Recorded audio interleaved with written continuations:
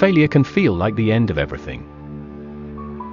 When a business collapses, a dream is shattered, or years of hard work disappear overnight, many people believe their life is over. But is failure truly the end?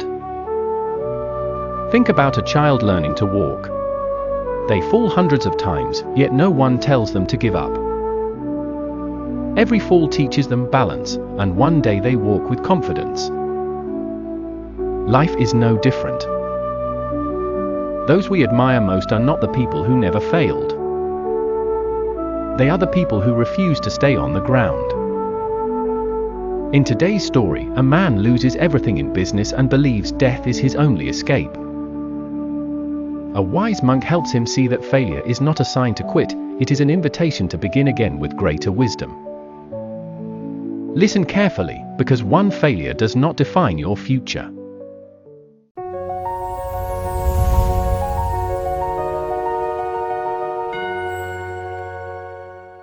A man named Kiran spent 10 years building his business.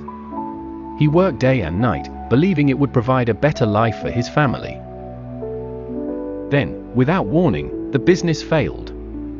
Debts piled up, customers disappeared, and everything he had built was gone. Ashamed and heartbroken, Kiran believed he had failed everyone who depended on him. He began comparing himself to successful people and convinced himself that his life no longer had any value. One evening, overwhelmed by despair, Kiran walked toward a high cliff, believing ending his life was the only way to escape his pain. As he stood at the edge, a wise monk happened to pass by and gently asked, "My son, why are your eyes filled with so much sadness?" Kiran replied, "I have lost everything. My business is gone. I have failed. There is no reason for me to continue living." The monk sat beside him and remained silent for a moment before asking, "When you first learned to walk as a child, did you fall?" Kiran answered, "Of course. Every child falls." The monk smiled gently and asked, "Then why didn't you stay on the ground forever?" Kiran looked confused but replied, "Because falling is part of learning to walk." The monk nodded and said, "Then why do you believe that failing in business means you can never succeed again?" He continued, "Look at the mountains, the rivers, and the forests. Nothing grows perfectly.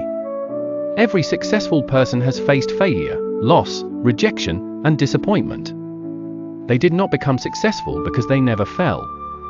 They became successful because they stood up one more time." The monk placed a small seed into Kiran's hand and said, "A seed must first be buried in darkness before it can grow into a great tree. What feels like an ending may actually be the beginning of a stronger life." Tears filled Kiran's eyes as he realized he had been measuring his life by one failure instead of by his ability to rise again. From that day forward, Kiran chose not to let failure define him. He started a new business with the wisdom he had gained from his mistakes.